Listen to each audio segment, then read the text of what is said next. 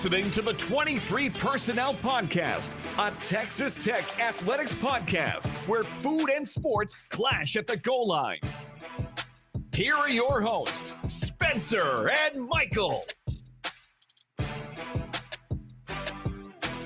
All right, what is up, everybody? Welcome back to another episode of the 23 Personnel Podcast. This is your host, Spencer, joined by Michael.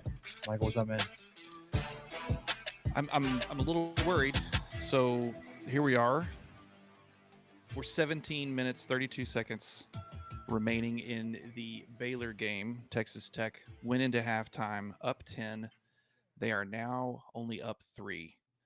And Baylor has started actually hitting all of the shots they were missing before. They partially to good defense, partially just to bad luck. They seem to have missed a lot of layups, a lot of bunnies in that first half, and I was worried that was going to catch up with us a little bit. But good to see JT Toppin back out after taking a weird ankle bend that I always look away, Spencer, when they replay those, but for some reason I had to watch that one, and I wished I hadn't. His leg looked rubbery, and I'm so glad he's back out there because I wouldn't have. They probably would have had to put me on a stretcher, take me out of the stadium. Spencer, how are you? One, ankle injuries are the worst. I hate the propensity of this team to give up a 90-second 10-plus point run. It's like, we got to lock that down. Because I hit start on the stream and then did the pre-roll stuff for the stream. We hit a 3. I was like, oh, here we go. Yeah. And then before you started talking, it was 10-0 run for Baylor. Yep. So you were up 13. You're up 5 now. So 39-34, 16-30 to go. Texas Tech 7 wins in a row as of us starting this stream. Except no, 6. 6. Correct. It's 6. 6. It's 6. Excuse me. Houston made 6. Baylor tonight would be 7. Oh, D5 money. Baylor would make 7 if Texas Tech is able to hold on and get this one done. We will talk basketball. We're going to talk that Houston game. We're going to talk about the nut shot heard around the world. We're going to talk about football. The football schedule was released. There's obviously the Super Bowl this weekend we need to talk about. Baseball starts next week. This is the depth of 3-sport mania and the podcast right now. I say depth, like it balloons to 3 sports tonight to talk about the schedule and the Super Bowl, and then it'll go back down to 2 sports. Next week, we're doing a North Carolina preview. We're going to wrap up our baseball preview stuff and be joined by Keith Patrick of Dinger Derby. Why am I blanking on Red Raider Dugout? There I got stuck on Red Dirt Rebel. Not even close. That's where my brain was stuck on. It is a radio station. At least it was. Yeah, I don't know if it still is. That's true. Anyways, okay, we're gonna do basketball. Or I can't remember. We decided to do football or basketball first, Michael. I would have been a great radio DJ. We did. I probably have talked about this before. When that GM or that ownership group opened up that station, I was friends with the owner's son. I was an intern, a young intern for Visit Lubbock. He knew I was into sports. They were starting a Saturday morning talk show, and they wanted me to be like not a co-host, but like a producer / like third voice. And at that time, I was like, "Oh no, I couldn't be on the radio. I couldn't do it. Couldn't." I'm like, "Oh well, we thought you'd be great for this," and blah blah blah. I was like, man, I can't do it. And I was like, "Man, what an idiot." I don't know how long that show was. You know who ended up hosting that show? Rodney Allison. Really? Yeah, they might have. It wasn't all wrong. No offense. No offense, Spencer. I think he got hired on at Tech pretty soon after that. Okay, yeah. I do think you might not have been their first choice. I'm not sure. Or No, like I said, it wasn't to host or like it wasn't even like to be like alongside Rodney Allen. It was like to be a producer. oh, That okay, I okay, would still have a small speaking part, like most producers will interject. sure. I had no radio experience at the time. Granted, like they're like, yeah, you would be on the air some. I was like, Oh, okay, okay. no, I couldn't. Anywho's, now I Don't think throw that to would be awesome. Spencer. Don't throw to Spencer. No. And we're going to break. And here we are on, what is this episode? 462. 462 of the 23 Personnel Podcast. Yeah, yeah. And then I have another 50 or so at the work podcast. So, I mean, it is what it is. I think we were Okay. going to go basketball first because that's the game. That's what's going on tonight. Let's Switching it up. Let's do football first. We'll talk Works. game as it happens. We'll talk football, but we'll talk game as it happens. And then Okay. around the time that we're done with this, we'll be going, or we're done football. We'll go into the TCU. Yeah, who cares? We won. We won. Great. Good job. We won the Houston game. This Yeah, Baylor that game one. will go final. We'll talk about that, and then we'll look ahead into this weekend's game versus Arizona, which is getting more and more difficult as they continue to win. And then we'll do baseball. So football. We'll do the Texas Tech football schedule for 2025. This upcoming season was released. We knew the spring schedule had come out. Why are you not looking at me? Here we go. Football schedule came out. Michael, you have any initial impressions or thoughts before we do game by game, week by week? I'm gonna say, I'm gonna say, little soft out of the gate. I don't think. I don't know if is Cam Rising coming back. Do we know anything about that? Does that matter even if he does? That was a monstrous Fetty oop. Oh, how did I miss this? I think I'm even ahead of you. He was looking like down. flying through the lane. Oh, you're man. probably several seconds ahead of me. So like when Oh, that's when I great. have my So hand hopefully up, that'll be like the next replay when play stops. Tech up Oh, here it 9. is. Yep, it is. Ooh, kind of a shove pick at the top of the key. Oh, and a slam from Hawkins. So Hawkins has, where's he at right now? He's got 4 assists so far. He didn't shove. He just he pat him on the back like it was more like he wanted him to think he was setting the screen like, I'm here. No, I'm not. Ah. He faked the fake. Hey, real quick on Hawkins. Okay, our guy had is himself a game. He did. He's had a couple. So I think the last time we recorded, I was lamenting slightly about his 3-point shooting. So tonight he's 50%. He's 3 of 6. So I was kind of right to do that early though, because he was in a bit of a slump, you could say. So 0-3, 0 of 3 versus Iowa State, 0 of 5 versus Arizona, 1 of 8 at Cincinnati, 0 of 6 versus Oklahoma State, 2 of 5 versus TCU, so heating up a little bit. And then on the road at Houston, 4 of 7. And tonight, like I just mentioned, he's 50%. So he's climbing back. And man, if you have him and McMillan and just completely blanking. Anderson? Gosh, that's terrible. That's it. Come on. If you have him and McMillan and Anderson and Walton out there who can all drain threes, good luck. Toppin can hit a 3 when he wants to. He just doesn't take them very much. I'm not a huge fan of him, but he is growing on me. King McClure talked about it in this broadcast. He was talking about like teams are starting to be hesitant to drop the quick double team onto Toppin because of all the shooters around him. I was like, this is what we need. It opens everybody back up. King McClure has some really good analysis really quickly. I've been pretty impressed with him. I also like, especially in this game, like he's been in Big 12 now a few years, but he played for both of these coaches, and they did their pregame interview, and it wasn't like great interview, but it showed the perspective. Like he's worked with both. He's played under both of these coaches, obviously both at Baylor. Oh, hit that. Oh, robbed. I know. I was like, I know the end of that. Shoot, I'll just let you call it. Anyways, so he was talking about how defensively teams are allowing Toppin to catch in the paint, and like he has a little bit more time one-on-one before the double team comes, just because the shooters around him.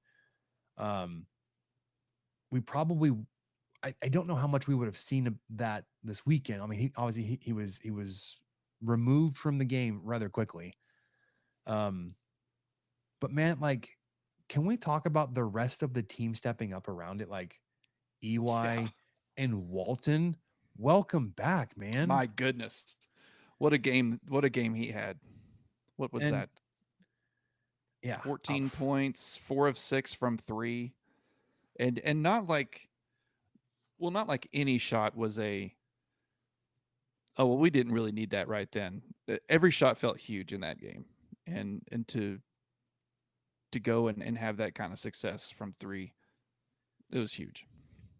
And McMillan had 23 points, and you were without obviously JT for the last 90% of that game. You were without McCaslin for 90% of that game. Kevin Overton didn't play at all. I would assume he was sick or something.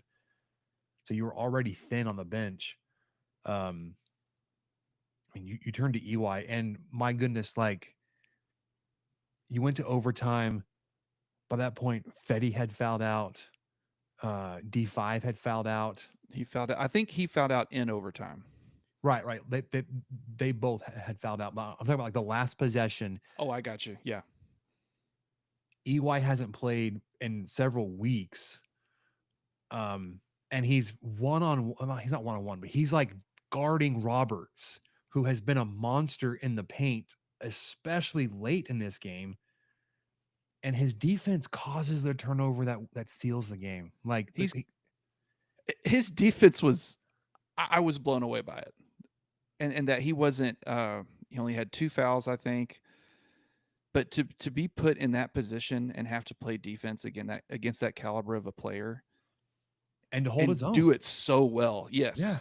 I mean, over and over. That was all he had, And he really came through. I was so impressed by that. Wasn't leaving his feet, wasn't doing dumb stuff with his body, wasn't shoving and pushing, was just standing his ground and making them shoot over him. He's not little. Nope. He really played well. I was really impressed with his defense. Yeah, and then just shots coming in from everywhere. And like you already said, when they win it felt like, oh my gosh, we needed that. Like, every shot that we went, oh, thank goodness. Like 30 seconds left or whatever it was going into the end of the half, where Texas Tech is bringing the ball up. D5 has it. You don't need a 3 here, and then he drains it to tie it. Like, oh my gosh, we needed all that. Right. It felt like, I mean, there was a time like you were doing so well throughout this game, and then down the stretch in the second half when it looked like Houston was taking the game back over and was going to put it away. Yep. Texas Tech was struggling to grab boards. You were missing so many free throws. And it was like that scene or meme from the Matrix when she knows she's about to get unplugged. Not like this. It's like that's how I felt. Like we're gonna lose this game because we couldn't rebound and we couldn't hit a free throw, and our shooting percentage went from like 50% to 20%. What you would expect the swing there going against the Houston defense, like 50% you were shooting out of your minds. And they typically hold people to mid 20s and 30s. And then just like there was just enough of a spark and everything got back going. You got to make that, Federico. You got to make that. That wasn't even close. Oh my gosh. Great post moves. Got the man down, got him up in the air, changed directions, had a really clean look right from the block. And I don't even know if it hit rim. I love how we said that we were going to start with football, and we're talking I about the know. I was Houston just game. letting I'm not that even sure how go we got there. because I'm not even sure how well, we you got mentioned. there. I think Hawkins made a 3, and then I digressed to Houston, and then here we are. We're at Houston now. We're talking Houston. I'm Okay, good with it. we're talking Houston. Okay, we'll come back. We'll get back to football. The football schedule. It's fine. You move up into the AP poll. You were 22nd going into the game this weekend. After that win, Houston somehow moves up, but also Texas Tech moves up. You went from 22nd to 13th, which is fantastic. Iowa State is 8th, Kansas 16th, Arizona 20th. They were previously unranked, but they are 9-1 in Big 12 play. Their only loss is obviously in Lubbock against our Red Raiders when they went 0 for the last 7 minutes, and their threes were just hitting everything but net. You've got Arizona this weekend. After this game, they are playing. BYU They're tonight. playing tonight. Yeah. After our game, there will be up in Provo taking on BYU. Rankings updates really quickly. As of today, I know you put this together. It actually updated again after games. Oh, Haslametrics moved you up again. You were 11th yesterday. You're 9th this morning. Ken Palm has you at 9th. BPI at 12th. You were 15th last week. T rank at 8. Net rank at 8. Very quickly, I think over the past week, you've actually secured your spot into the NCAA tournament. I think T rank has you as 100% lock there, which I think is crazy. Like you're halfway through your conference schedule. But I think they're projecting out with what you've done so far and how the second half of the schedule sets up. Currently, even though you're 8th in T rank and net rank, you'd be a 3 seed. Although 8th would be the last 2 seed. Wild how you've gone from 6-7 range to 2-3 range. I don't think it'll hold there. But riding this wave, man, it's fantastic.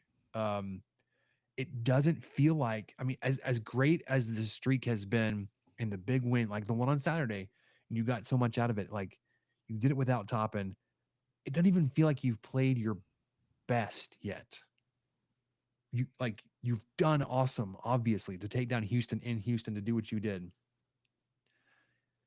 And maybe that was like your best performance. It just doesn't look pretty, but like, because it was against a really, really good team. Yeah. Right. That's a good point. But you're getting performances and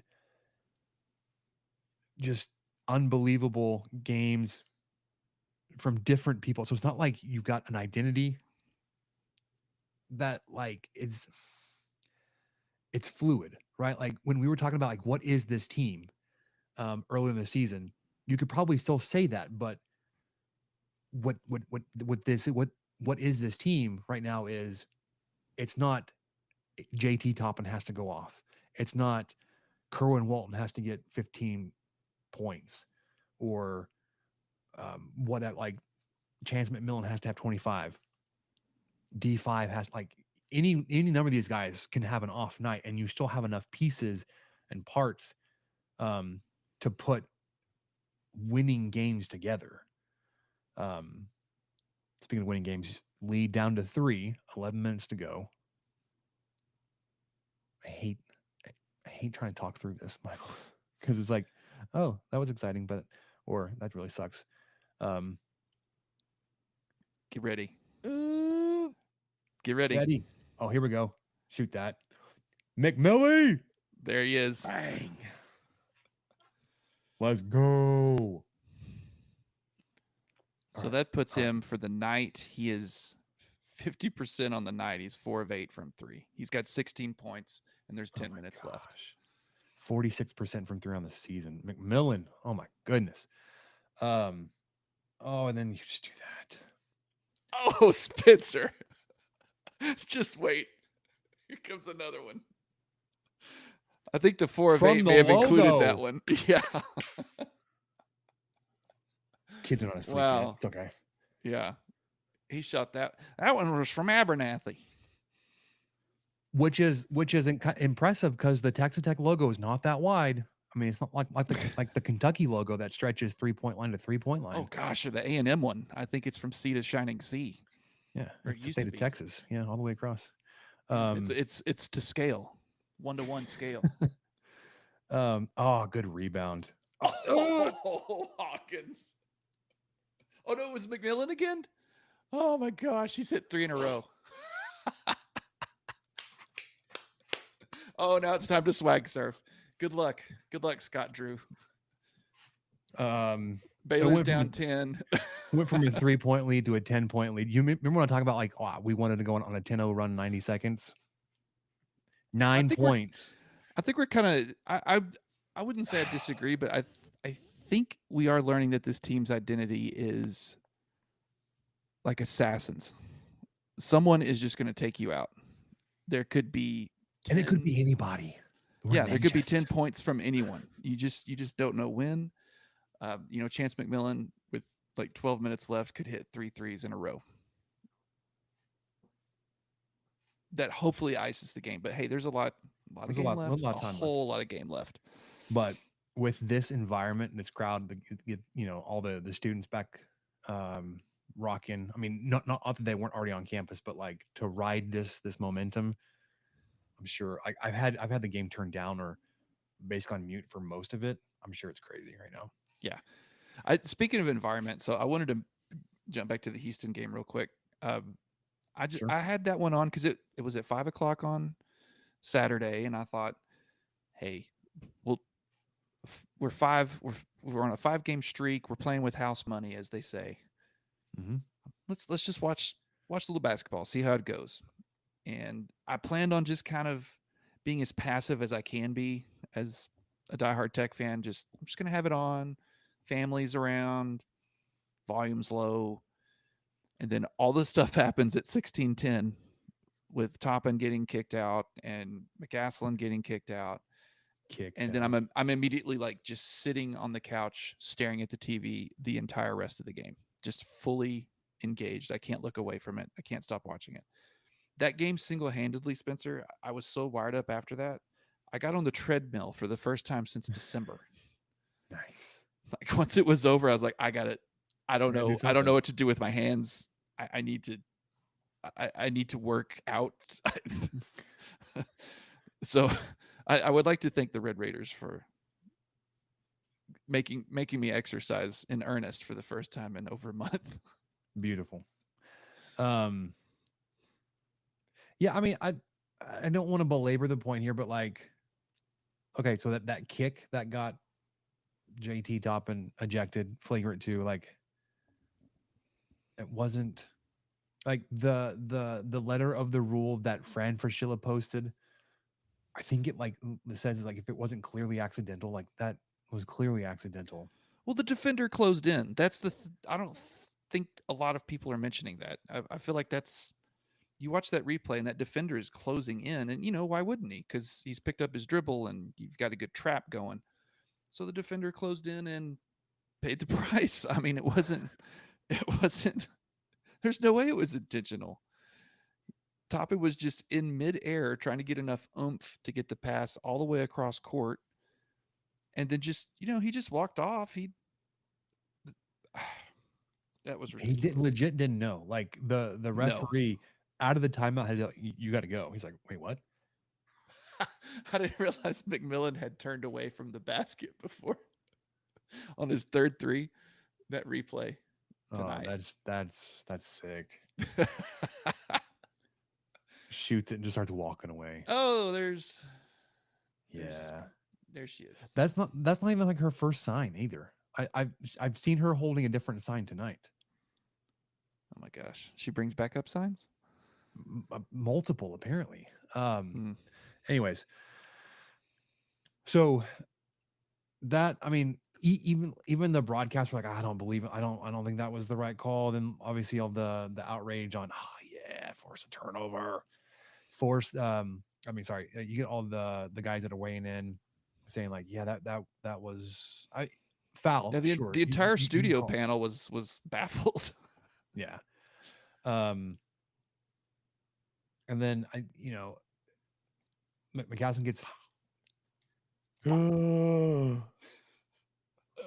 my gosh, we're pouring it on. Fetty Oop. His Yep. 4 points have come from 2 jams Got from another one. Hawkins. Just defensively. 8-0 run. Come on. There's 4 of you. How did he get that rebound? So okay, someone that knows ball, like yourself, Michael. What defensively for Texas Tech? It feels like, and maybe this just speaks to the size of the Baylor players. Like going around the screens, Baylor's just so big. Like it's taking us forever to get around the screen to defend the next guy with the ball, and like they're getting so many open looks, or had been getting so many open looks off screens. Because I think you were going under. And sorry, you were going around. Whatever the terminology is, you're not trying to split the screen. You're going around the screener, Right. but it's taking so long to do it. Yeah, I think that is opening up shots directly and even indirectly. I feel like, 1 or 2 passes later, it gets someone out of position like it did earlier in the game, and you'd have a Baylor player just almost by themselves in the lane get an easy layup. What do I you think do, they've Anderson? cleaned that up a little bit since Yeah, the first it's 8 minutes or so. It seemed to happen. I think it happened at least 2 or 3 times, and they've cleaned that up a little bit. But yeah, I do think a lot of it's starting with either bad communication or slow to get through those screens. And then you see 2 or 3 passes later, all of a sudden, how was this guy open? Where did the and I think the genesis of it is probably what you just pointed out. oh, look at that lane open up for Hawkins. Oh, he passed it back out. Dude, his jab step and step He's the back fastest threes man alive. in He's Houston, like he had 2 that he sent the defender flying down the Oh lane. yeah, I remember that one. Oh, and he just it was God. beautiful. It's a thing of beauty. So tonight, oh, he had to reline it up too. And okay, I know. there was one other thing that had me baffled, and I haven't seen it since. Whoops. Offensively, Texas Tech gets the ball to, I think it was Darian Williams. He was backing down his defender, and legitimately the 4 other Texas Tech guys they just absolutely stood still the entire possession, and it was like he just kept, he was working his way closer and closer to the basket. No Red Raider move their feet. Darian shoots and misses. Baylor gets the rebound, and then it's like, what was that? Like literally nobody moved except for D5. Yeah, I don't understand that. I don't know how you don't have guys crashing or at least Like yeah, trying to get open.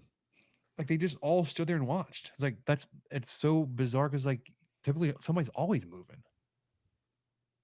Anyways, that was just one thing. All right, so you're halfway through your Big 12 slate. After tonight, you'll be 11 games through 20, 8-2. This is your best start to Big 12 play ever. Even considering, your best ever seasons. You started off a little bit slow and then got real hot down the stretch. Yep. This may be the inverse. Like you may cool off, or you may just continue to streak. I don't know. I'm not saying you're going to win every game out the rest of the way, but 8-2 through 10, it's fantastic. Sets you up. You are 3rd in the Big 12 behind Houston and Arizona. They are tied for 1st. One more win obviously would get you tied into that. You'd be 9-2. Arizona would have to lose tonight to drop to 9-2, and then you would hold the tiebreaker over them to get you into 2nd.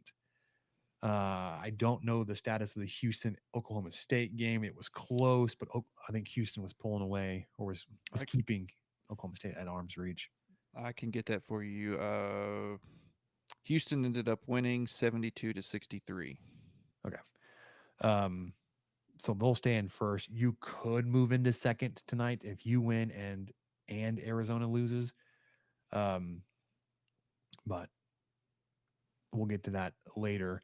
I did want to look at, so in our opponent previews looking forward, we had been doing season stats, and we can continue to do that, Michael. I think now that we're 10 games into the Big 12 play, we can transition to Big 12 stats only. So that's what the second table is. If you want I'm to, with you. all right. And so, and then in parentheses is conference rank. So offensively, Texas Tech through conference play is scoring 76 points per game, giving up 60, just under 68. The 76 points per game is third in the Big 12. The 67.8 points is fourth in the Big 12 in defense. Your scoring margin of 8.3 points is fourth. Houston is far and away first. I think their scoring margin is like 16. And then you've got a couple teams real close in the 8. Texas Tech shooting 45.5% from the field. That's fifth in the Big 12, allowing teams to shoot 43.5. That's ninth. Texas Tech is shooting almost 36% from three. That's third in the Big 12. And then the thing I think that was a surprise to me, and we had complained about this for so long. Your Big 12, your Big 12, your 3-point defense had been so bad, at least in previous years and previous teams. You're allowing teams to shoot 28.5% from three, which is second in the Big 12. I think Arizona helped a lot with that. Everybody's helped. I don't think really you had a lot of teams go off for three. But you're right. King McClure mentioned that, I believe, or the play-by-play guy right before the game started, that Texas Tech's second in 3-point defense in the conference. And I thought, what? Are we really? Well, Baylor, so, looking at it right now. They just showed the graphic on the screen. They're 3 for 15 at this point in the game. 3 for 15. It's because of that defense. Baylor shoots 34.5% from three, which is good for sixth in the Big 12. So they're not terrible three-point shooting team. They're 20% right now. And they allow teams to shoot 33.5%, which is eighth. We'll do a little bit more into the matchup this weekend against Arizona in a second, but man, I was definitely surprised to see your defensive metrics, and they're obviously improving a little bit with this streak right now.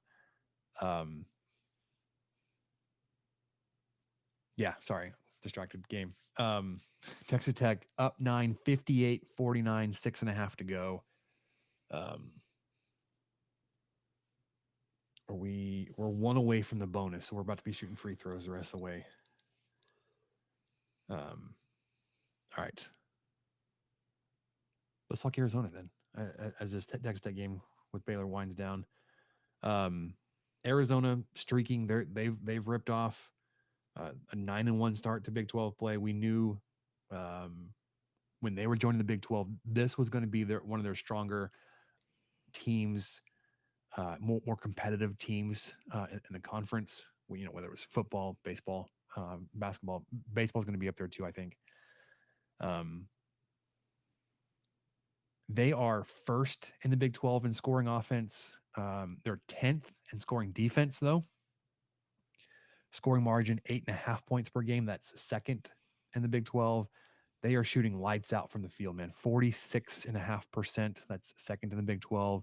Their defense allowing teams to shoot 41%, which is third.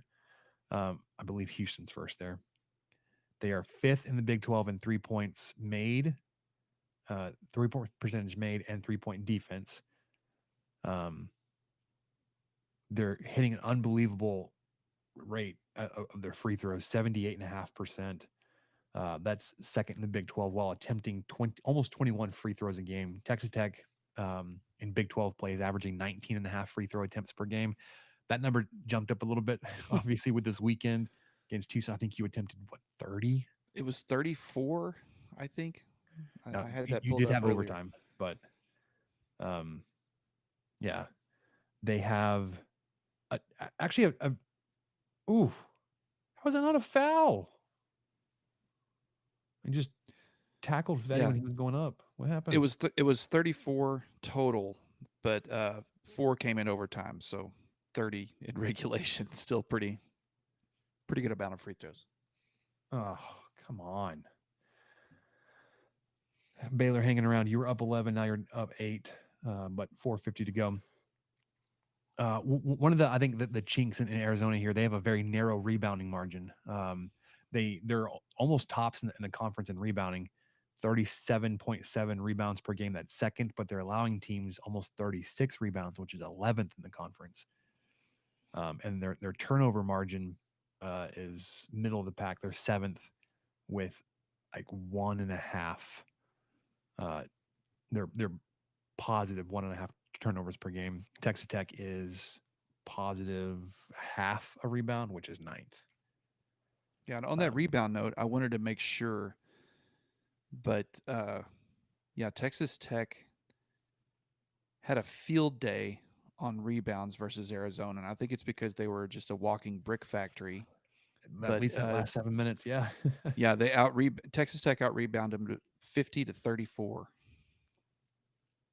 when they played them in Lubbock. Which is wild to see like how well they're doing to compare to like how poorly they played that night. D5 hits both of his free throws. Now we're back up 10. The game this weekend will be very difficult. Obviously, it was difficult this past weekend going to Houston. It will be difficult versus Arizona. Good versus good, obviously with their offense and your defense that's getting better. Your offense through overtime still put up 82 points against the best defense in the conference this weekend versus Houston. Arizona does not have the best. I mean, they're 10th best in scoring defense in the conference. So you have an opportunity there. Oh, Fetty with the rejection into the crowd. Yep, let's just go ahead and punch the microphone. That's nice. Haslametrics has this as a narrow 2.5, almost 3 points in favor of Arizona, 75.4, 72.8.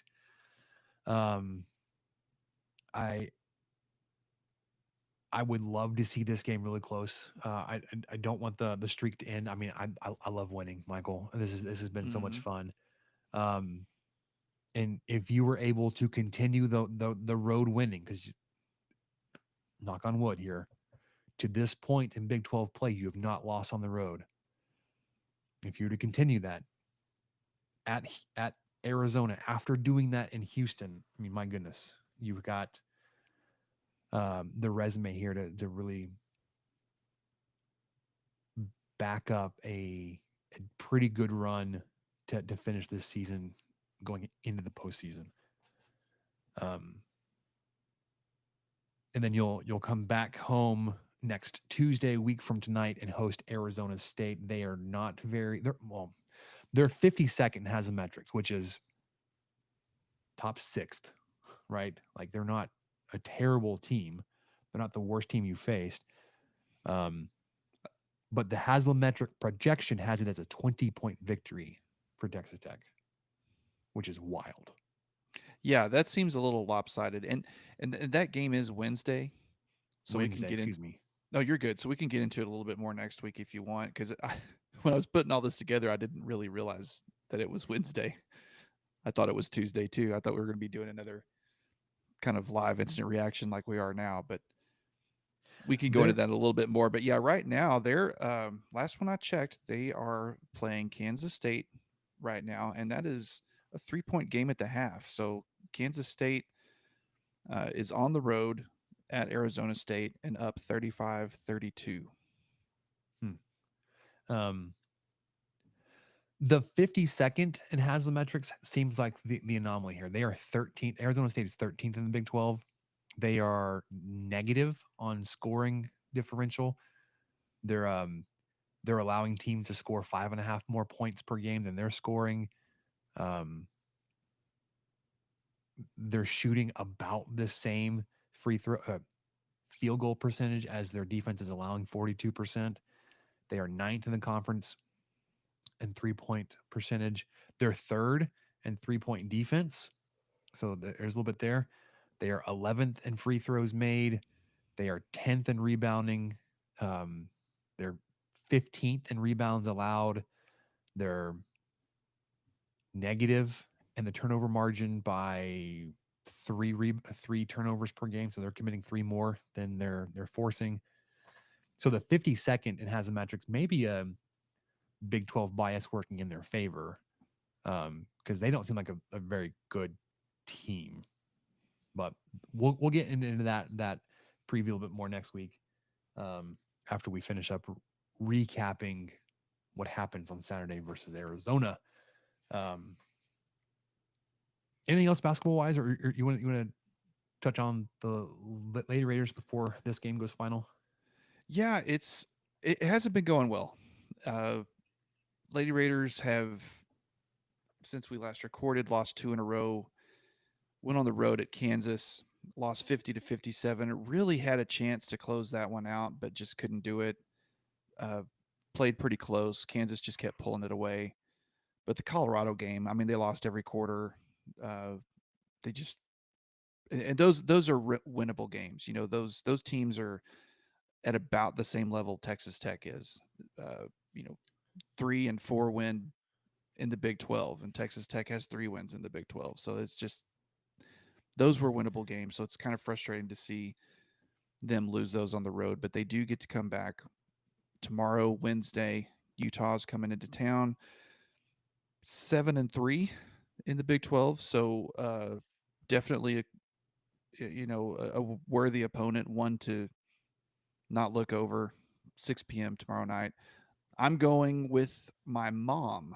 I'm taking my mom to her Nice. first Lady Raider game. So she's healed up from her second knee surgery, and we're gonna, me and my daughter and my mom are gonna go to a Lady Raider game. So pretty excited about that aspect of it, and I hope that it's a good one. But then Tech's gonna have a really, really tough road trip to Fort Worth on Saturday versus number 9 TCU, who is 21-2 on the year, 9-1 in Big 12 play. And then they have something, Spencer, called it's called I'm not sure if I know how to pronounce this, but I think it's bye week.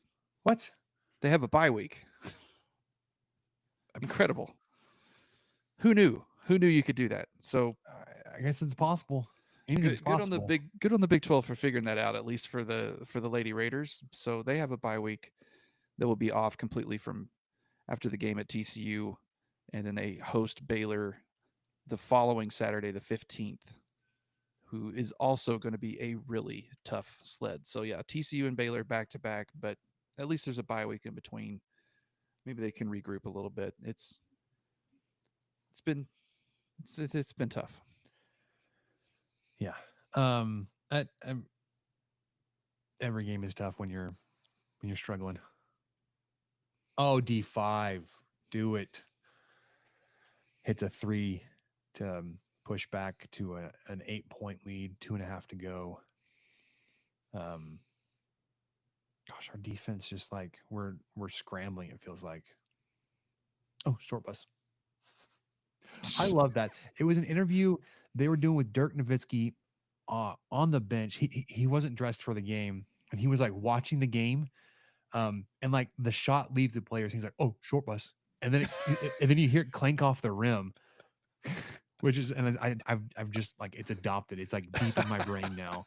Whenever like a 3, especially if it hits the front iron, oh, short bus.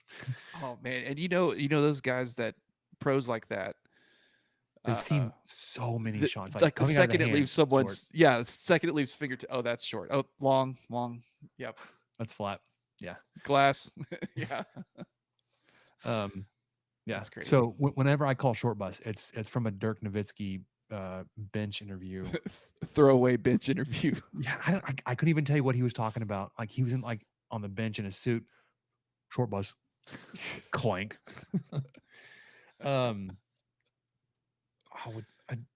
I love that it was just involuntary. Like he couldn't even. Yeah, it was. He couldn't stop himself from. So he probably just continued his sentence after he said it. Yeah, like he interrupted himself, but it didn't stop anything. Hit both free throws to go up 10 now. 2 minutes to go.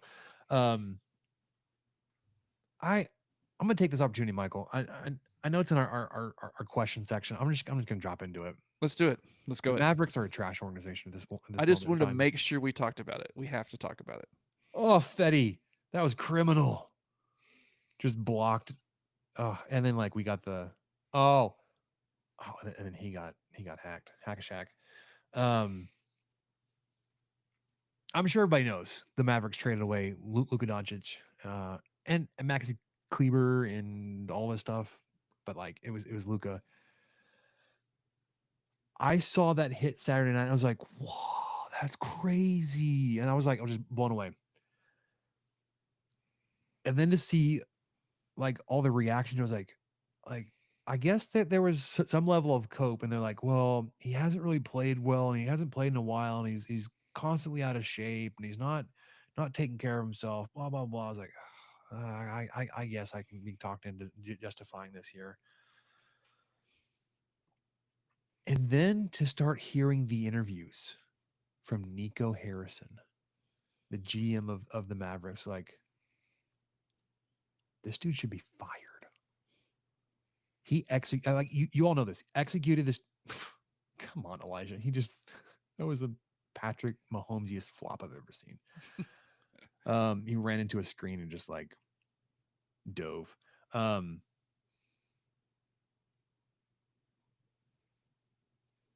Oh, and then they award that foul. Come on. Deck up 12, 130 to go though. It looks like you're gonna hold on to this one. But okay, so executes this trade and nobody knows. Obviously, the Lakers knew. They had some kind of coffee clutch and discussed the possibility that, hey, what would you think about a Luka Doncic trade? What would it take? Blah blah blah. The coach didn't know, the owners didn't know, the players involved didn't know, and they had been working on it for 3 weeks. Apparently, Luka just bought a house. I mean, yeah, he was in the process of closing one, I think. LeBron didn't know. Yeah, so it's like, That was surely, bold. like, maybe going forward, but there's going to be some oversight and accountability for Mr. Harrison here, and what he is allowed to do with the roster, because to execute this trade and have nobody know about it or give their approval, it's just mind-boggling. You trade away the 25-year-old superstar, face your organization that dragged your team into the NBA Finals last season. Don't forget, the Mavericks were playing in the finals. They weren't very competitive, but they made it to the finals on the back of one Luka Doncic. And you traded him away for a 31-year-old Anthony Davis who is fragile as glass. I do not. And just to be clear, if for those of you who don't know, I am a Spurs fan, so I'll go ahead and get that out there so you can overanalyze what I'm about to say. But I do not understand this trade. This Nobody makes no does. sense. This makes no sense. And we were talking about it before we hit record about how there should be, maybe Nico shouldn't have this unilateral decision making process. And at this point, I have to agree. I mean, there's got to be, like you said, there's got to be some checks and balances depending on who the player is. If we're talking Kyrie, okay, let's pull at least another guy into the room, kind of bounce it off a little bit. If it's Luka, we need to pull like everyone who's around. This needs to be treated like a nuclear code. Yeah, we need to have checks. Make sure someone actually said it. Refer to the football. Read off the code. Turn your key. Get someone else to turn their key. I mean, it's insane to me that this happened, and I'm almost impressed at the level of espionage in which they managed to hide this from so many people. The biggest which is trade, also criminal. You just like you kept people from bidding. Like if people knew you were in the market to shop Luka, you could have gotten more. Yeah. Even if you execute the same, you still trade him to the Lakers. You probably could have gotten more out of them. had more people been in the market to get Luka from you. Right. The fact that you kept like you only helped the Lakers by not saying anything. Like it's so stupid. It really It's a pair of GMs in Dallas that are fighting to see who hates their team and their fans more. I don't get it. The Cowboys and the Mavericks are just joke organizations that should just be burned down. Like you want to move people like they were thinking they were trying to tank the team to get them ready to move to Las Vegas. I was like that must be what we're doing because we're trading away our best player for no reason. And they've obviously come out and denied that. But also, you know what the Mavericks organization are doing? They're refunding season tickets. Moving forward from February 8th on, people that are requesting refunds for this season's worth of season tickets, they're giving their money back. They are acknowledging they screwed the fans over. Yeah, Oh, this that's is not not what on they Baylor, bought. that's our ball. That's not what they bought into. They should refund them. That's And wild. I just can't. I can't get over it. The fact that they did it the way they did, and they did it with this player, a beloved player, who, I mean, Dirk. We talk about we're both fans of franchises that we're lucky to have generational talented players that played their entire careers for our favorite teams. So I have Duncan, you have Dirk. And Dirk got to pass that torch to Luka. They got to play a year together. At least I think it was at least one. It might have been two. And the Mavs were set up to have that happen again. How exciting, how great, how fortunate for everyone. And Luka really seemed to revel being in Dallas and enjoyed the fans, and the fans loved him back. And it was a great fit. I mean, I feel like the guy probably would have fit just about anywhere. But it became obviously way more than that. And to do that on top of just how good he is on the court, the fans love him because of how good he is on the court, but they love him for other reasons too, because he's a fiery competitor and he talks nonstop trash, and he's the guy you want on your team. He's a killer out there, and he backs it up. I mean, it's insane what he can do. So I feel for all the Mavs fans. It's just the wildest development that I could have ever thought would happen this season. Second one, by wildest the way. development. Texas Tech wins 7th game in a row, takes down Baylor 73-59. Stole the inbounds on that last possession for Baylor, and then just dribbled out the clock there. Chance McMillan and Elijah Hawkins had to stop celebrating because Scott Drew was already through the handshake line waiting on him. They And were you know what? immediately like they were. He's all Oh, professional. sorry. As much as like, and probably because I had like little exposure to him, and then some of the things he did was kind of cheesy, like almost what's that dude's name from Clemson? Dabo Swinney level cheese factor to him. But like, I don't think he's quite there. No. But like, okay, so him going into the Kansas State locker room after beating Kansas State, cheesy. But then some of the things I heard him say, in preparing to play Texas Tech, and Grant McCaskill's like, all right, dude knows ball. I like him. I like him. Or I'm okay. I'm okay that he said those things about my favorite team. Okay, as a Mavericks fan, I'm not okay.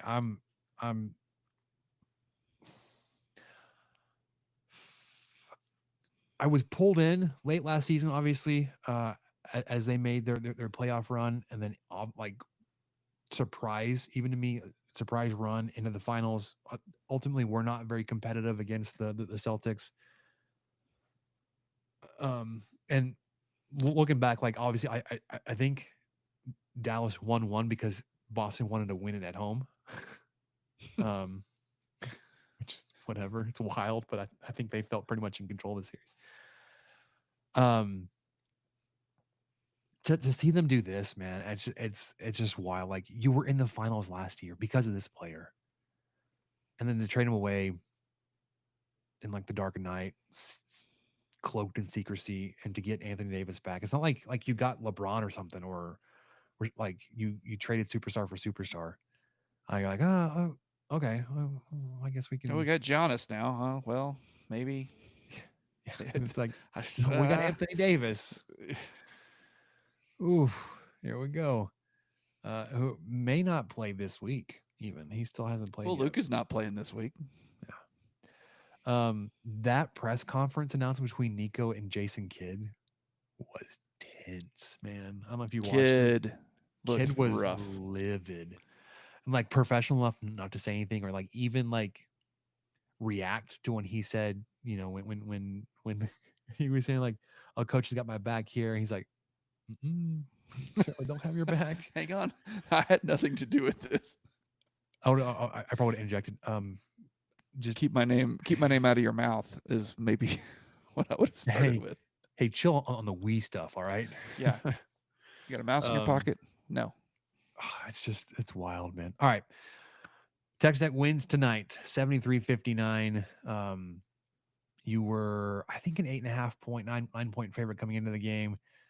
There were moments there where Baylor was putting on some stretches there offensively. They had a couple of very quick, very potent scoring runs. You were able to respond. Chance McMillan hit those 3 threes back to back to back to get you reestablished that lead, and then to kind of quell any kind of momentum building there for the Bears.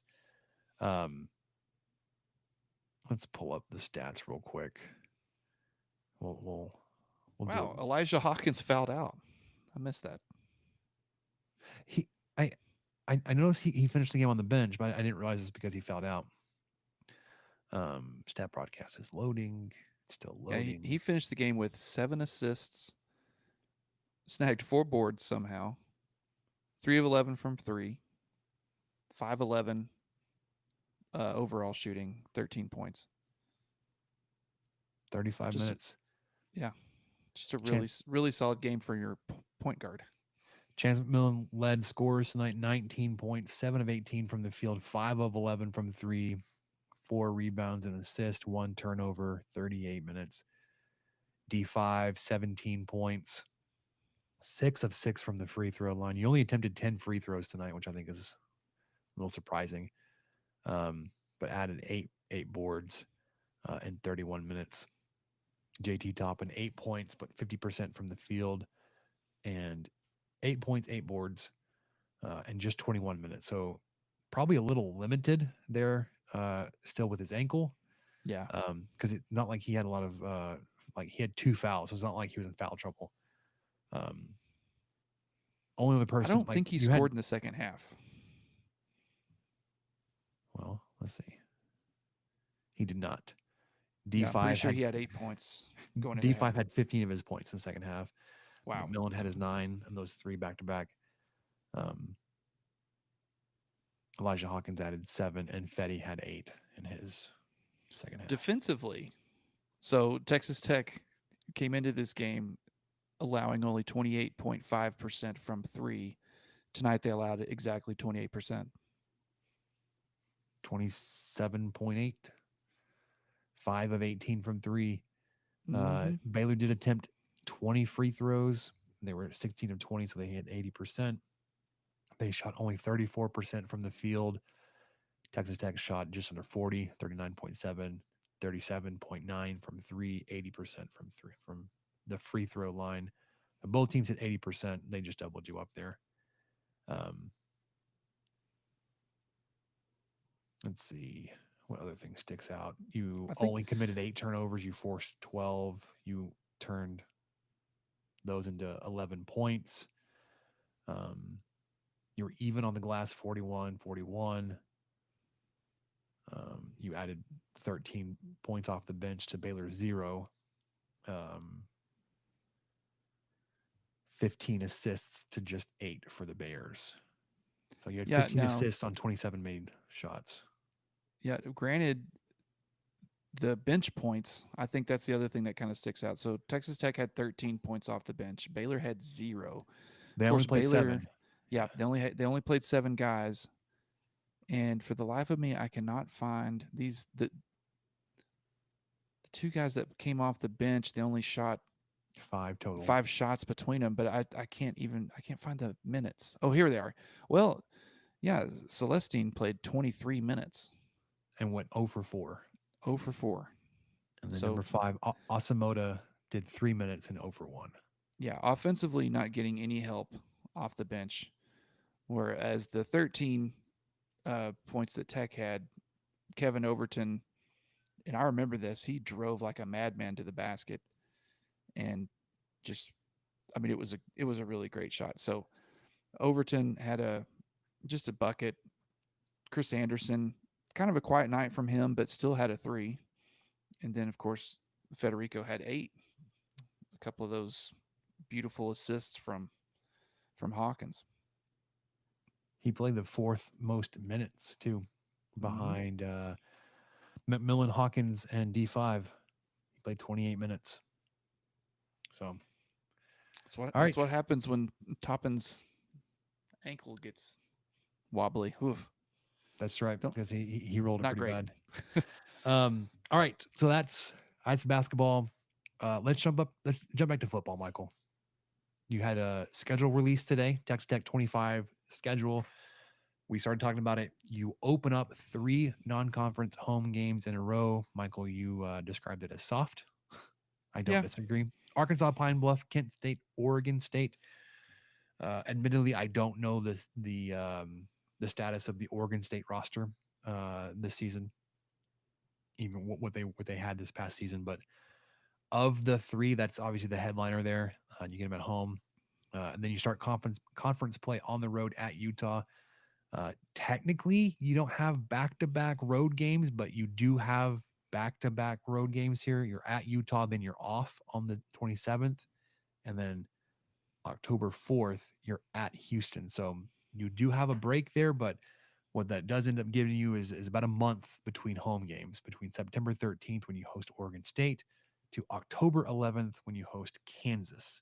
To be clear, I was including all 6 of the first games as soft.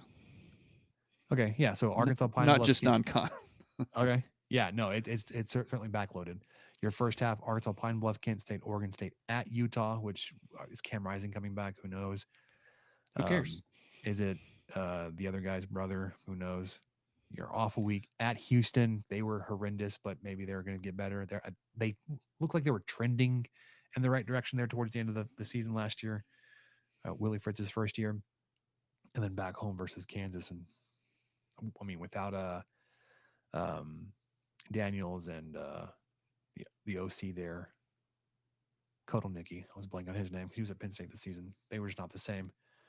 That marks your first half. Second half, on the road at Arizona State, home versus Oklahoma State, on the road at Kansas State. Then you get back-to-back home games, first time since weeks 2 and 3. You host BYU, you host UCF. Senior Day is awfully early, November 15th, because November 22nd, you have a bye. And then Thanksgiving weekend, you finish the season out in Morgantown at West Virginia. Couple things I noticed: you don't have any non-Saturday games, home or away. So every game's on a Saturday. That's good. Some of these observations or notes are going to come from the release from Texas Tech. Your 3 consecutive games at home will be the first time you've done that since 2005. And it's part of Tech's strategy to host at least 7 games annually at home. You will open Big 12 play with back-to-back road games for only the 5th time in history and the first time since 2021. But you've also done this in 2002, 2004, and 2014. So 2025, 21, 14, 4, and 2. You will have 8 of your 12 games within the great state of Texas. So your 7 home games and your 1 road game at Houston. If you notice when going through the opponents, Big 12 teams you will not play this season: Arizona, Baylor, Cincinnati, Colorado, Iowa State, TCU. How do you feel about missing those teams or any of those teams this year, Michael? Do you care? Do you like, oh man, I want a shot at those guys, or meh? I didn't realize how much I was going to care about missing Baylor until it was pointed out to me that this will be the first time since the 50s Hmm. that Texas Tech has not played Baylor in football. Um, that that I do care more about it now after knowing that stat, and I I just wish they could rework these schedules a little bit, do some sort of pod or something. I don't know, as opposed to pin the tail on the donkey or whatever the strategy is right now. We talked about that a little bit when because they announced we knew the opponents. Um, they did a 3-year stretch when the 16 team Big 12 was announced, so we've known the opponents, but now you're really looking them in the eye and seeing what weeks you're playing and everything, and it does kind of add up. I would like to get TCU every year, maybe Baylor. I mean, and Baylor every year. I do I miss would the chance to play Iowa State. I think those are the three I miss the most. I would love a Texas pod, honestly. Like Yeah, put us, uh, Texas Tech, TCU, Baylor, Houston, and have us play each other every single year. I'm down for it. And then sprinkle in a handful of everybody else.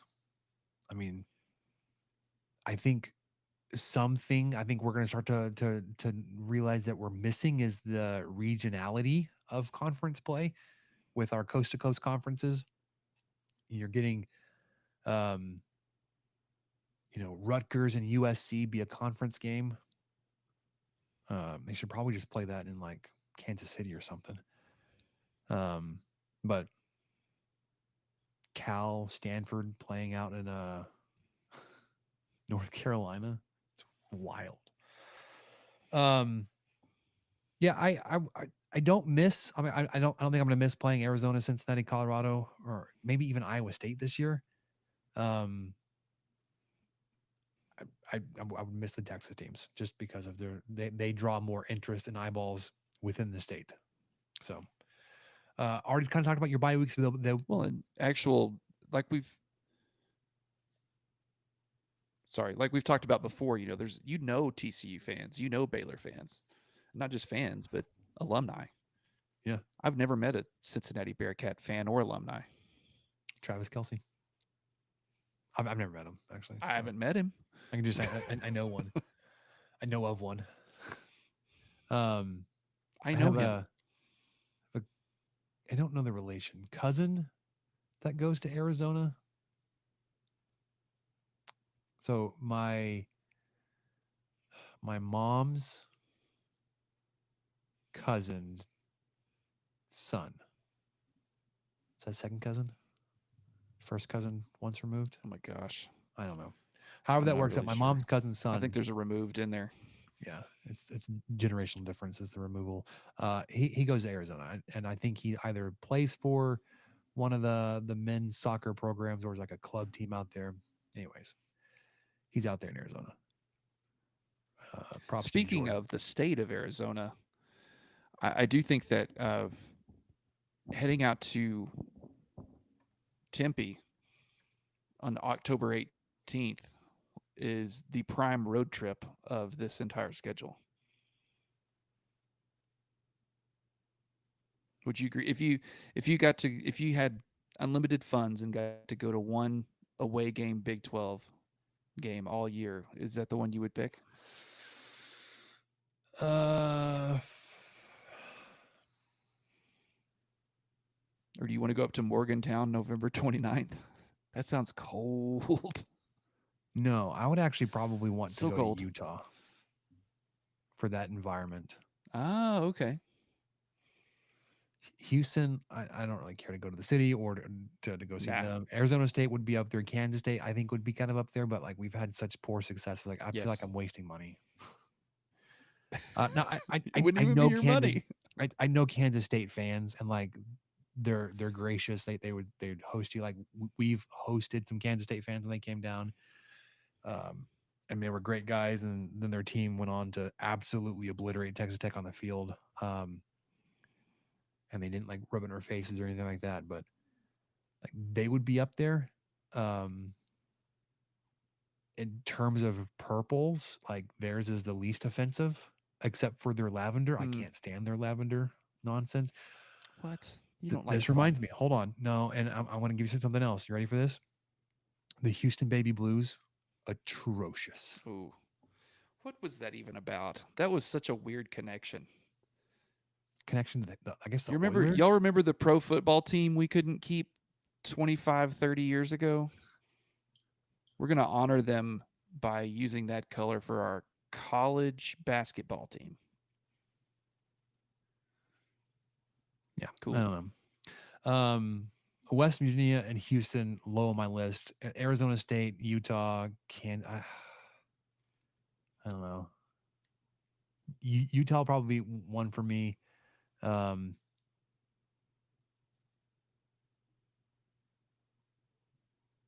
Arizona State would be hostile, and maybe I don't know. I'd have a hard time choosing between Arizona State and Kansas State. That's a good question. All right, so your bye weeks come in week 5 and week 13. I don't, I don't, Yee. I don't love them. I don't love the spots. I don't hate them. You do get 1, 2, 3, 4, 5. So you get 7 games in a row there in the middle. Um, it's not atrocious. Like it could be worse. It could be better. I think one thing we have to remind ourselves, and I'd have to go back and look, but if I remember right, I think Texas Tech's bye weeks last week were just excellent. I mean, I think This they last were season, you mean? last. Yeah, Yeah. yeah, Okay. all the bye weeks we had last week. My bad. I I can't remember. I thought they had one right after conference or right after the Oregon game. They had one. Then I think midway through the Big 12 schedule, they had one. I mean, it was about right where you could have them, and they were really beneficial when they showed up. So you're obviously not going to get that good of a setup every year. And yeah, a week 13 bye week with just go with one game left. That's kind of a tough one. Yeah. Um, Is that thanks? I'm going to look it up. So that's November 22nd. We have the bye week, yes. and so Thanksgiving is the 20th. So Oh, it's actually Thanksgiving, until you're. the week after Thanksgiving. Okay. Oh no, I'm not right. I'm not right about that at all. Thanksgiving's the 27th. Okay.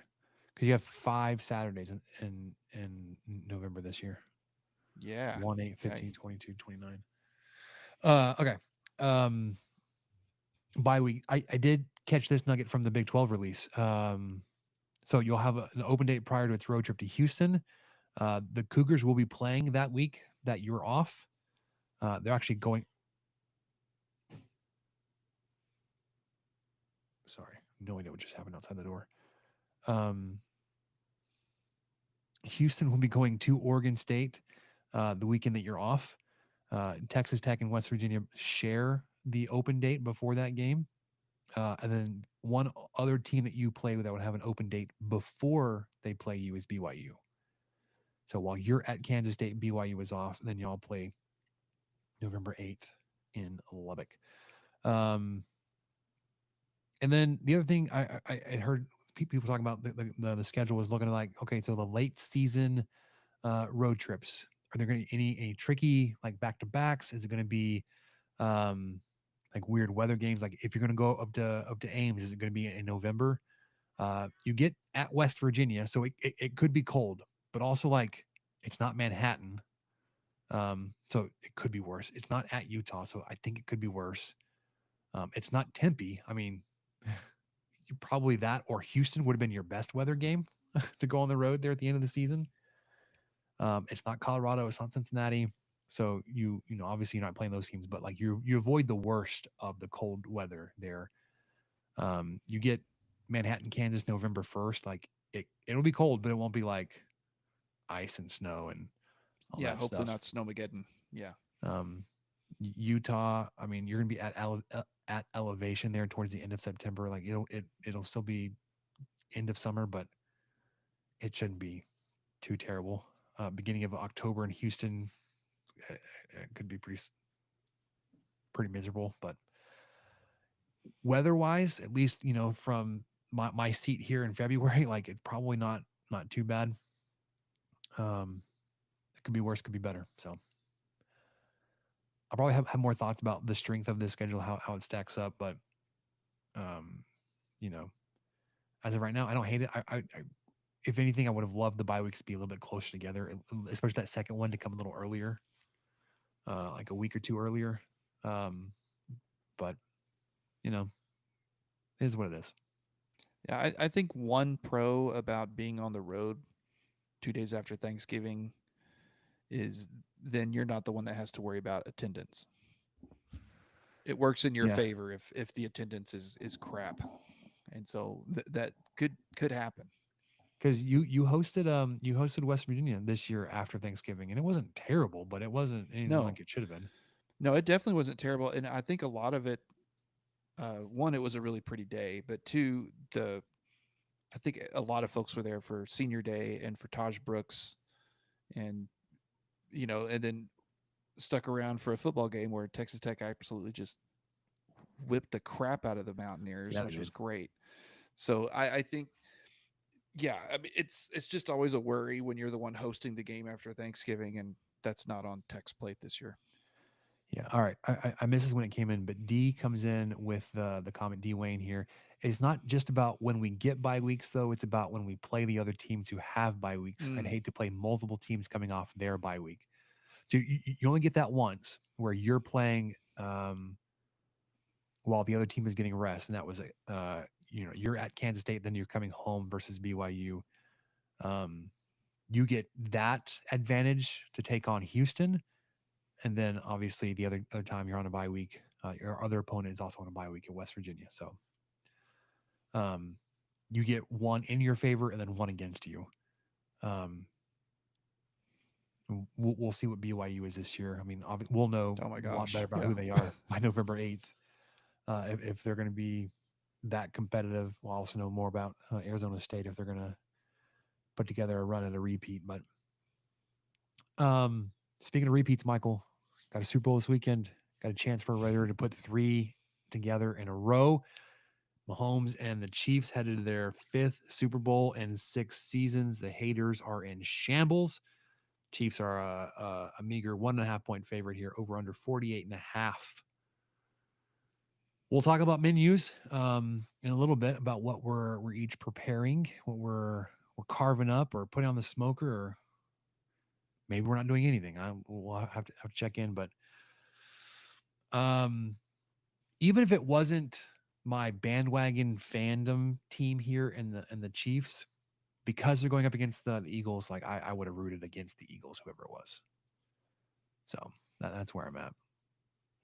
And Easily. I'll be rooting against lots of NFC East teams because the Cowboys are going to take a while to get back. They just maybe they never will. Yeah. It'll probably take the death of Jerry Jones. I don't know. I feel like that torch is going to be passed to the same level of mediocrity. Stephen Jones. Maybe have to sell it, but they're too stuck up and stupid to sell. Like I don't like, that'll never come. Oh, That they'll just never sell. There's no way. Can you imagine? I don't know if that would happen in our lifetimes. I wonder. I feel like the NFL would fold before that would ever happen. I don't want to wish ill or death on people, but like, Please what continue. what if okay, so Jerry Jones passes away. Let's just say naturally, like a few Sure. years, old age, whatever. His son, tragic death, illness, accident, what I don't know. And then then there's not like a whole lot of interest left in the family to want to continue, and they just want they'll like maybe they take a step back from the management side of it. And they let people come in, a GM to come in and run it. Maybe they don't sell it. Maybe the family doesn't sell the team, but they like I don't want to be hands on anymore. Like that was Jerry, that was Steven. I don't want to deal with it anymore. And then they get an actual shot at a front office that doesn't actively try to tank and destroy the hearts of the fans for 30 years, whatever it's been since the last time the Cowboys have been to the NFC Championship game or been to the Super Bowl. Um, yeah. I don't know. I don't know. I'm not saying There's I'm still wishing for their chance death. for no. There's still chance for the grandkids to get involved. It's I like I said, I there's don't three mind. kids involved directly as the COO, the chief brand officer, and the chief sales and marketing officer. So, and they're all co-owners, and so there's a chance that one of them has a kid who's like, you know what, I could be a GM. I want to learn about the family business. I hope not, man. I hope not. Um, hey, speaking of GMs, it hasn't been officially announced yet, but there's been a lot of smoke to James Blanchard, GM of Texas Tech football, being poached officially or finally to Notre Dame. I know he's turned them down at least once before. He's turned down USC. Um, there is a strong and growing sentiment that this will be um, his move to make to go into South Bend. Um, I I don't have anything else to add besides like if that's what you want to do, man, you want to go like there's nowhere for that program to go but down. I just point that like they're in the national title game and like you can help build the roster to get them back, but I mean that's all you're doing is helping them get back to where they just were. You're maintaining Yeah, status quo there, whereas you could build something here. But I'm not like sold like I have to have Blanchard. I just I don't know. If he goes, I he think goes. it would. Yeah, I'm with you. This has been in the rumblings for 2 weeks now, I guess, and I'm just not. Uh, I'm not too plussed at the moment.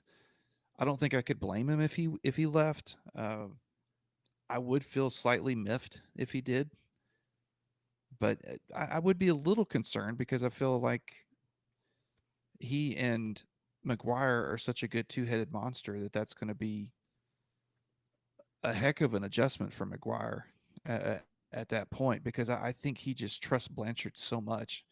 And some could argue maybe too much. Who knows? But I think he just trusts him so much and just gives him free reign. Not like Nico free reign, but a version of it. And I think he would have to build that with someone else, and that would take a lot of time and Unless there's like could be a little bumpy. an internal promotion, a guy that's been on staff that could that knows the vision and the way that things are working. Um, we'll see. Like I said, I haven't heard anything. You would think if it was going to be like he was going to announce like that he was leaving, it would have happened by now. So I mean, obviously, it Yeah. seems like it's being drawn out. Texas Tech is doing a lot to try to keep him. I know he did get a large restructure of his deal last season to keep him. And like he's making upwards of what some of the coordinators are making. Like he's pushing almost $1 million a season, a year.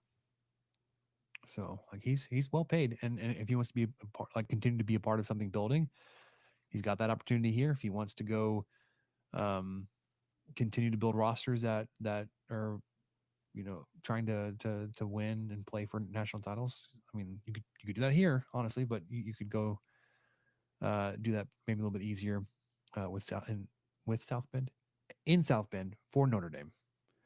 Um, then last thing, Michael, we talked about ACU hiring coaches and whether or not they'd officially hired Graham Harrell. That was finally announced and released that they did hire him as OC. But they've hired one of his former receivers, Joel Filani, as a wide receivers coach. Well, that So, tracks. That makes sense. Joel Filani played what position at Texas Tech? wide receiver. Okay, good He deal. caught passes from one Graham Harrell. Man, I mean ACU is just Texas Tech light. I wonder how TTU they feel JV. about that. Like, I bet they really feel ticked off about it, losing by one in overtime yeah, to but Big Brother. I mean, like, who was it? Like, Never play them again. Never play them again. it was But I think we happening do. with Texas Tech somewhat that we were,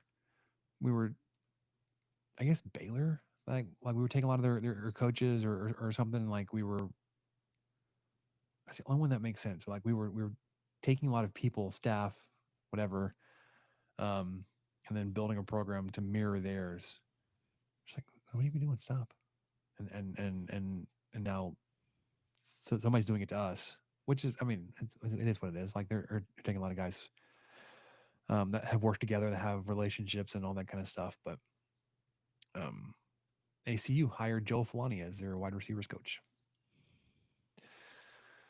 I'm gonna make an executive decision here, Michael. We're gonna cut baseball this week. We're gonna get to that next week. We're gonna Yeah, roll we in did go a our little okay. well, we were waiting for the basketball game to end. Now it's been an hour and a half. And I don't want to get into baseball at this point. We will be joined next week by Keith Patrick, so we'll go through this. I do have a projected starting nine. This is stuff I put together, but I've also pulled a lot of this from Jamie Lint, who's been going to practices and scrimmages. You know, get your pitching rotation projected out. Interesting enough, because there aren't a lot of midweek series early in the season, you may see a lot of your um, guys that would be your midweek starters kind of come out of the bullpen just to get them some innings earlier in the season. I know we've talked about the first games will be next weekend at North Carolina. They're number 6 in the country. I don't know if we talked about that. We talked about how good they were. Obviously, making it into Omaha. And then your first home season will be the weekend after, hosting UC Irvine Anteaters. I did want to point out one thing. Eligibility wise, this is a couple of guys that have moved on from Texas Tech because they ran out of eligibility. Dax Dathy and Ryan Free aren't I don't know the eligibility differences between D1 and D2, but they dropped down to D2.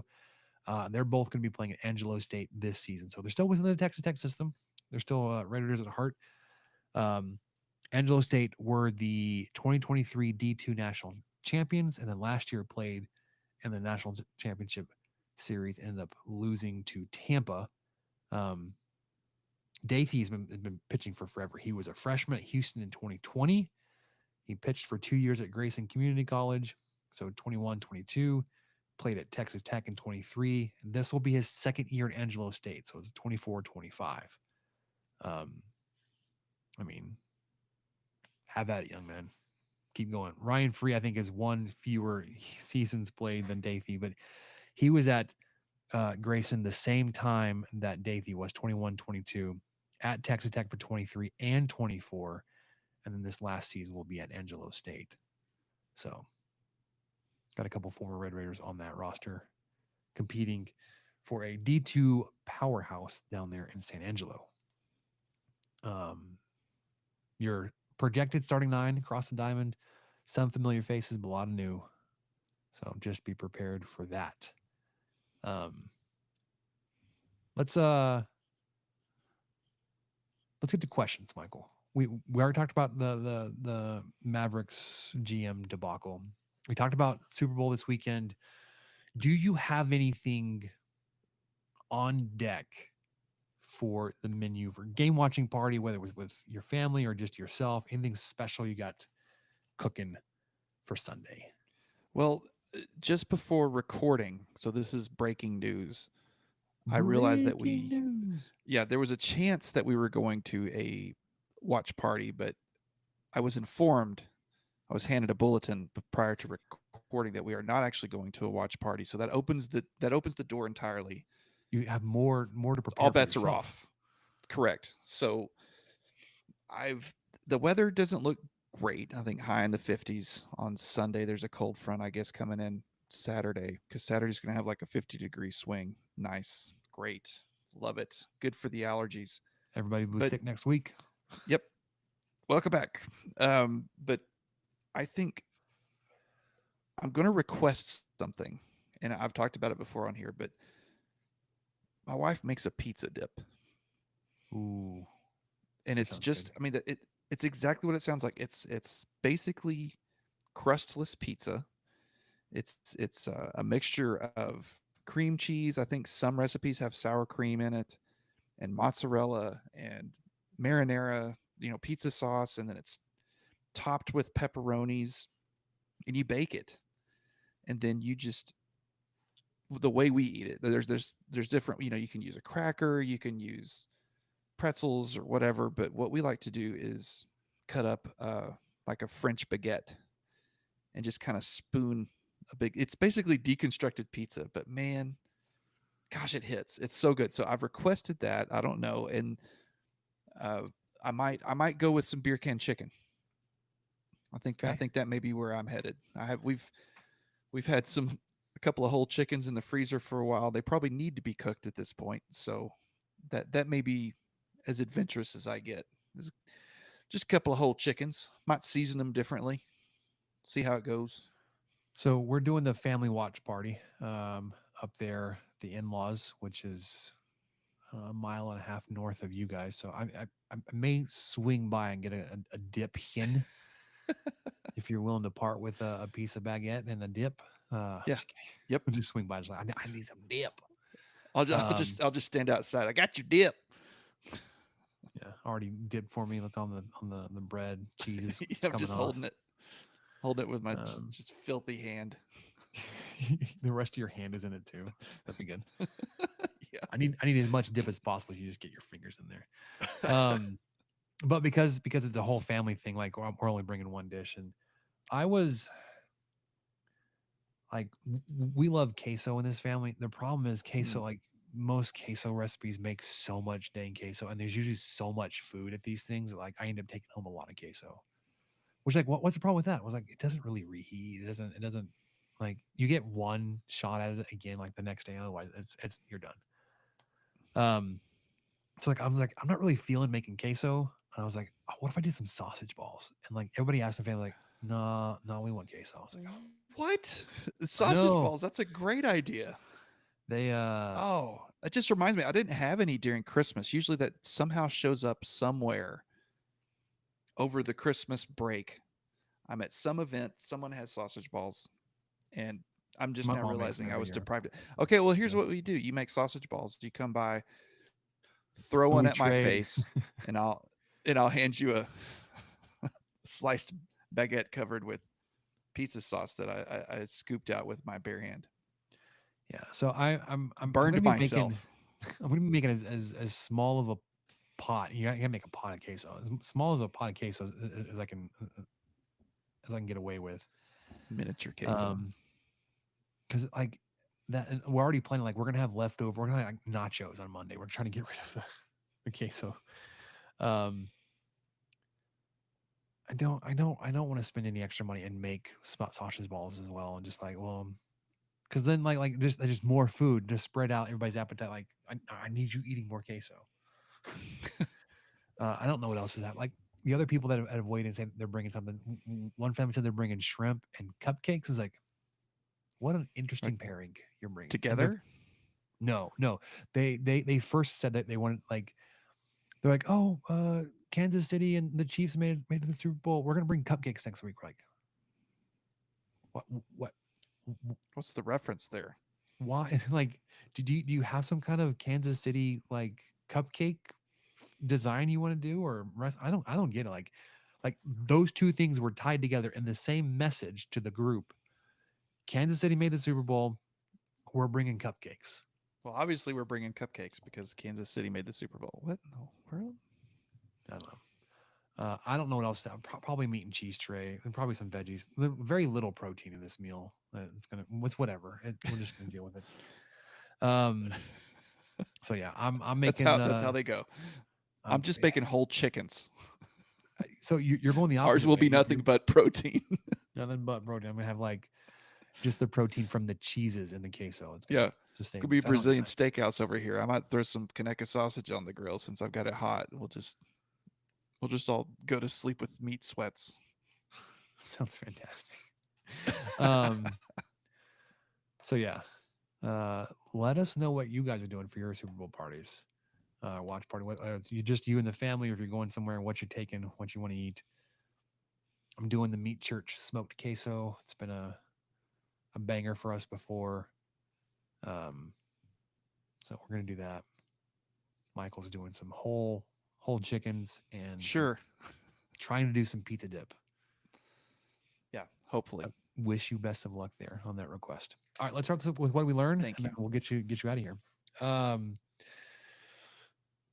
Resolution update. I had fewer opportunities to go off on random folks on the internet this week, but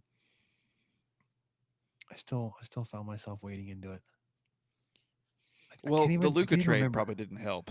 Did that? I'm sure that would draw some people off it. sides, but I think everyone was in agreement though, so maybe not.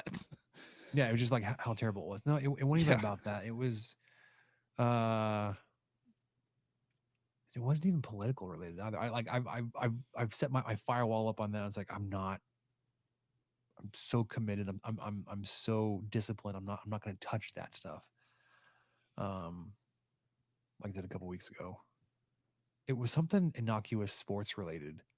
Um, I can't remember what it was, but I said it and I was like, that was stupid. I should probably go back and delete that. I didn't though. It was on TikTok, I think. Anyways, I'm getting better. I'm not perfect, but I'm getting better. You're doing Um, it. we're doing it together. Less Um, less less flags this week. Less penalties getting drawn off sides. That's good. yeah. And then others that were in the Discord, Michael knows this because we've talked about it. I did secure. Can we see this here? Some Dr. Oh, Pepper Zero Blackberry unopened can. So for the people, in my baseball koozie, so we were going to talk baseball tonight, but I'm gonna give a. It's not my first, but I'm gonna give a review of this bad boy. It's very berry. I don't know if you've had it. Very how's berry front. how's the bouquet? It's very fruity. I mean, All it's right. it's it's a it's a blackberry Dr Pepper. Okay. I'm anxious to see Um, how this. of the and of the variations of Dr Pepper they've come out with, this may be my least favorite, at least right now. It's It not seems like bad. it could could tend to be medicinal.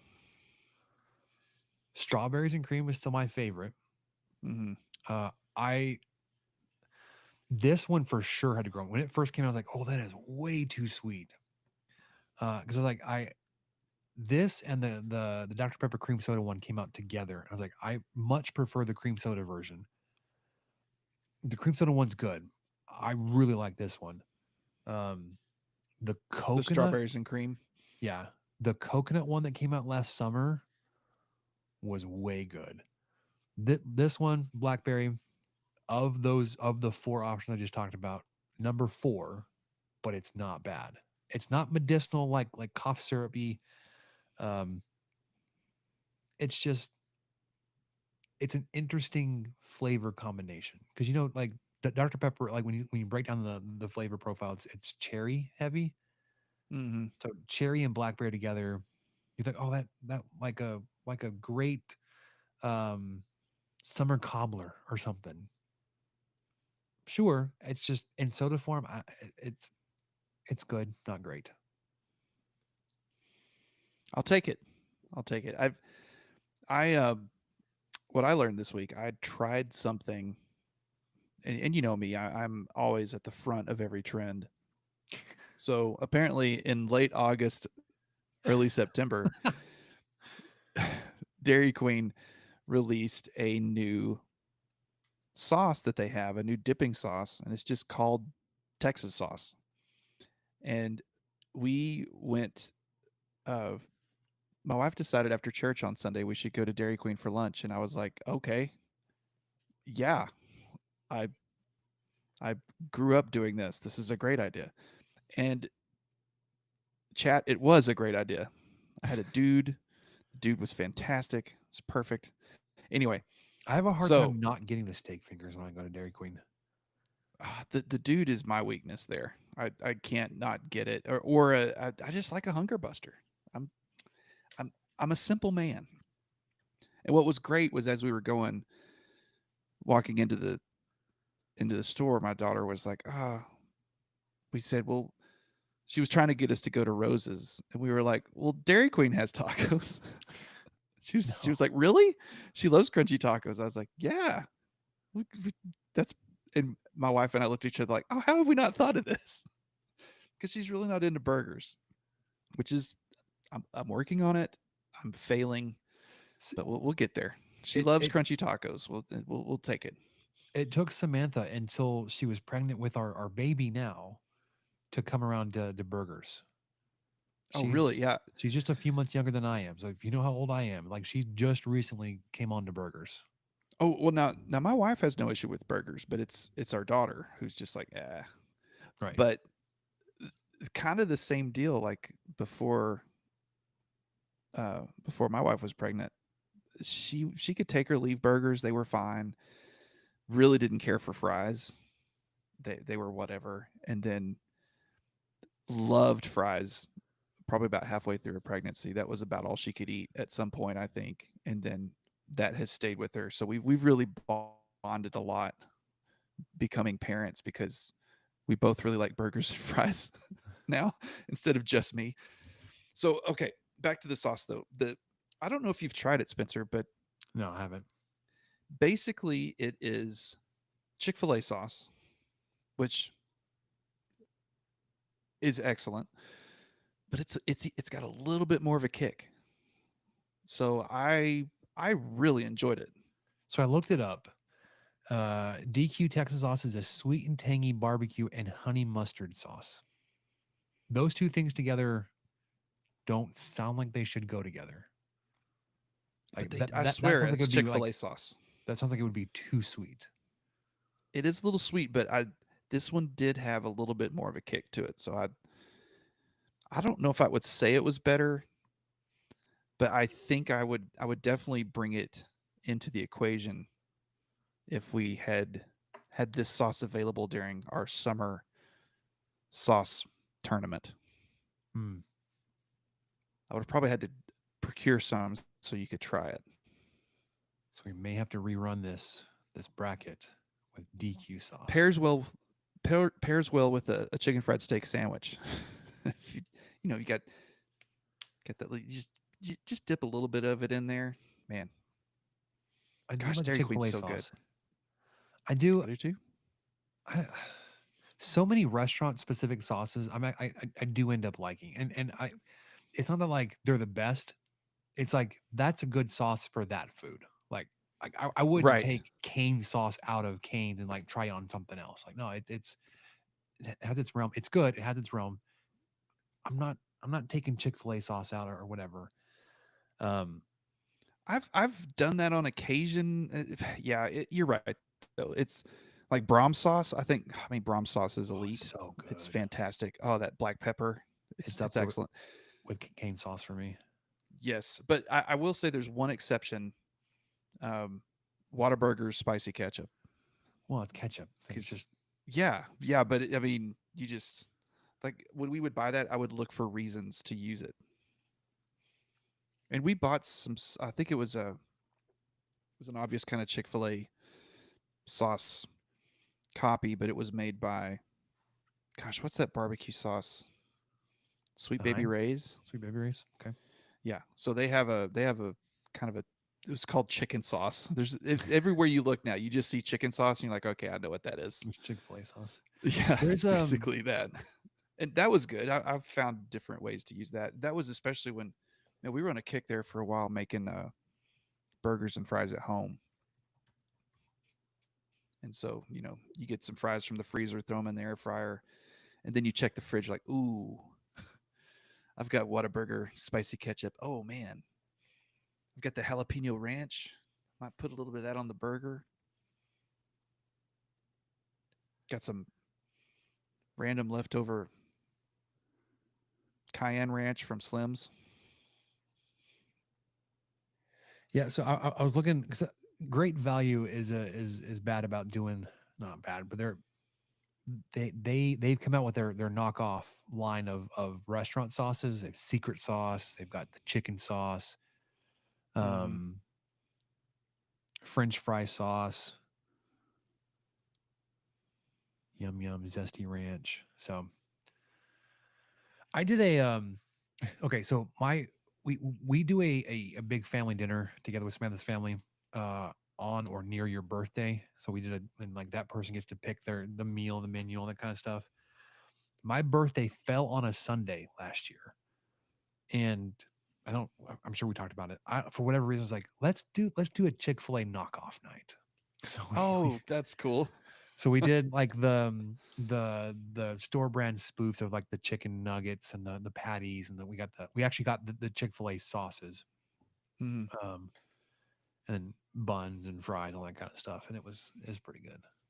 Man, I don't know how many times it's just such a cliche, but it's true. I don't know how many times we've wanted to get Chick-fil-A on a Sunday.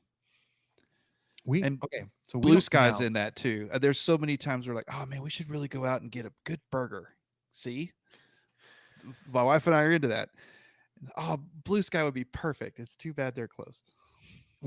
So we don't eat out on Sundays, unless it's like very rare, like we have to, necessity, whatever.